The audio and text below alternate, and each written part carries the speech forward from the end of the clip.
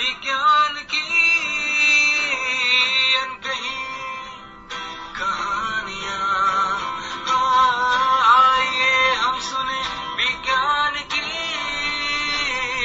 अनसुनी कहानियां। एक नई दुनिया की आवाज आपकी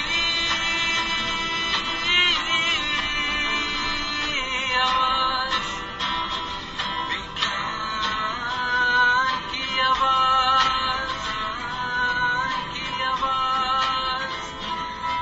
Celebrating Azadi Ka Amrit Mahotsav, we bring you a podcast series on STEM popularization, science, technology, engineering, mathematics and medicine, supported and catalyzed by the National Council for Science and Technology Communication, Government of India. This program is produced by Media for Community Foundation.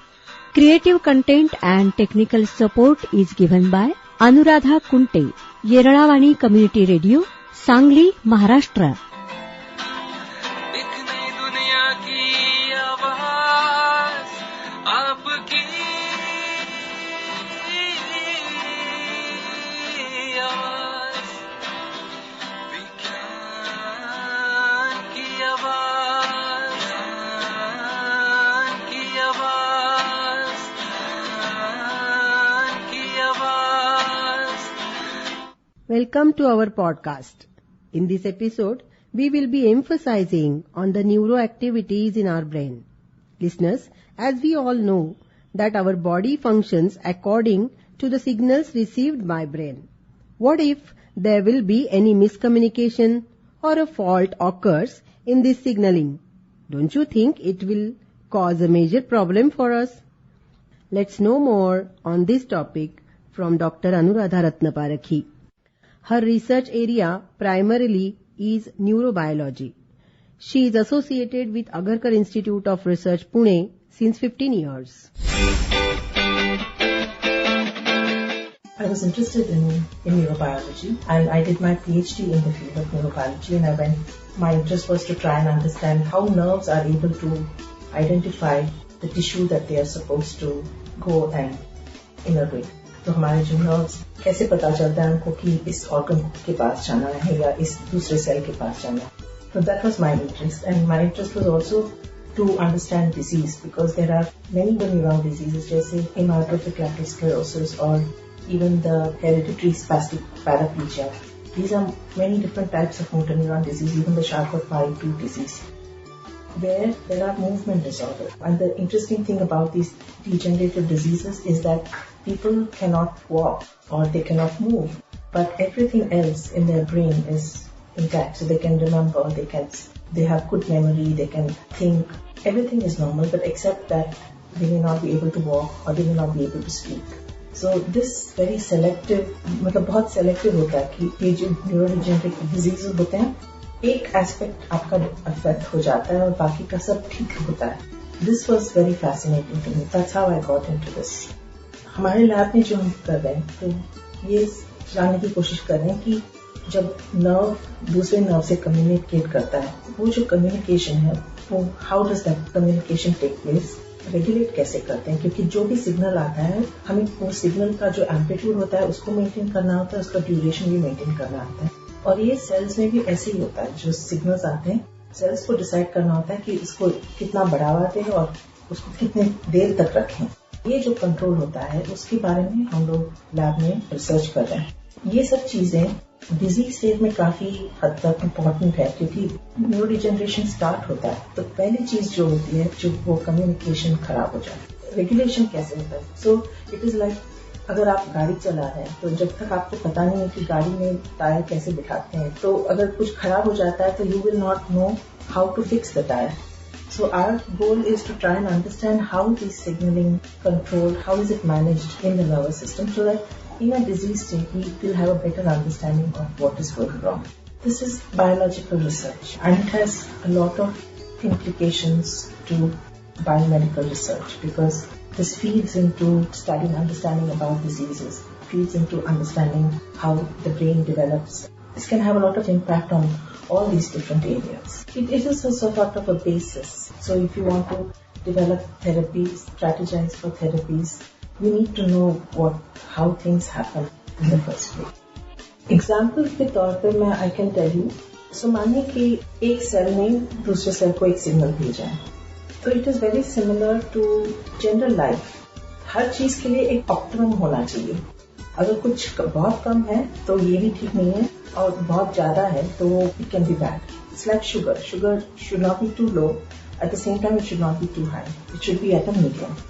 When one nerve communicates with another nerve or another organ, वो जो balance रखना होता है, that is very very critical. और कभी कभी वो balance से ज्यादा होना भी जरूरी है, और वो तब जरूरी है जब आप सीखते हैं. तो क्या होता है कि जो कुछ कम्युनिकेशन बहुत टाइट हो जाते हैं जब आप सीखते हैं.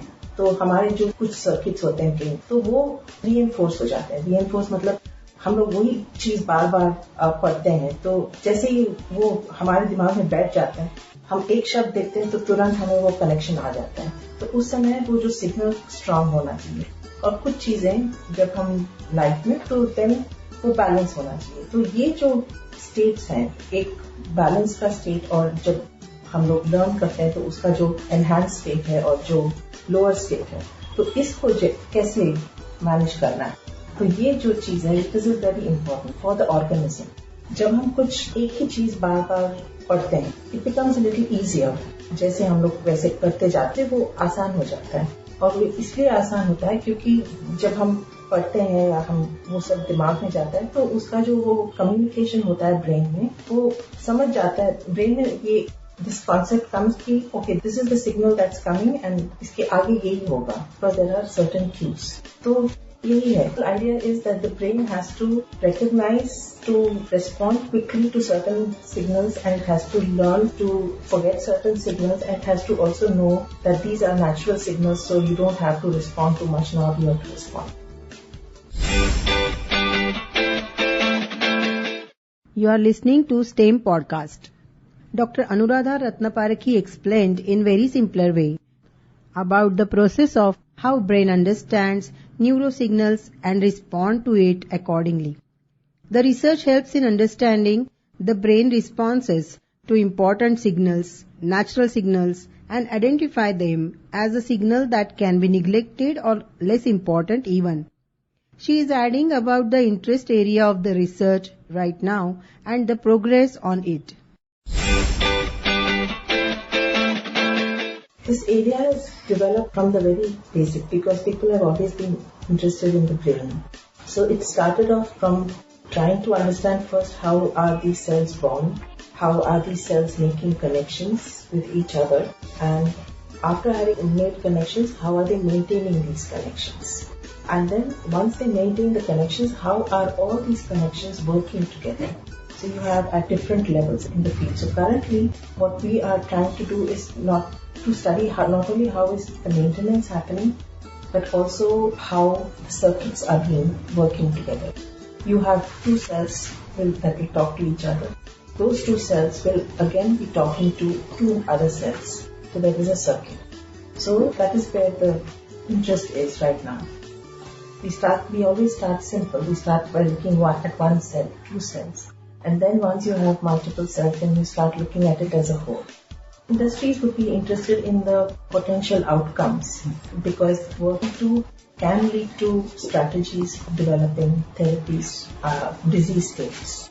There are actually many labs that are working in this area of neurobiology, and they're all looking at many different aspects. So, for example, there are labs that are trying to understand behavior, how decisions are made in the brain, and they again use the fruit fly to do this. None of these are competitors, and they're actually all working in the same area. And in India also we have a lot of labs looking at different aspects of things, how the brain functions. So the way this area works is that we are trying to identify principles of how things are working. Many things that we find in flies, we can relate it to humans. So whatever genes are there in the fly are also there in humans. And for example, the fly is being used to study a lot of human diseases, including cancer. So in that sense, there is a lot of scope for translation. In the last 5 years, we are generally publishing in peer-reviewed journals, and a lot of our work in the area of developmental biology or neurobiology. I can just talk to you about one paper, one piece of work that we did. We basically showed, so we are looking at a protein in the fly which controls movement of material. When you don't have this protein, the flies are actually sterile. They are very small ovaries. And what we found is that if you put this protein back in just a few hundred cells, fly becomes completely normal. And what we found is that this is because this protein is actually influencing insulin signaling. Insulin, as you know, controls a lot of our metabolism. So we were able to show that there is this connection between the brain and brain controlling organ development. Thank you very much, ma'am. आइए हम सुने विज्ञान की अनकही कहानियां। आइए हम सुने विज्ञान की अनसुनी कहानियां। एक नई दुनिया की आवाज आपकी आवाज, विज्ञान की आवाज, की आवाज। Celebrating Azadi Ka Amrit Mahotsav, we bring you a podcast series on STEM popularization, science, technology, engineering, mathematics and medicine, supported and catalyzed by the National Council for Science and Technology Communication, Government of India. This program is produced by Media for Community Foundation.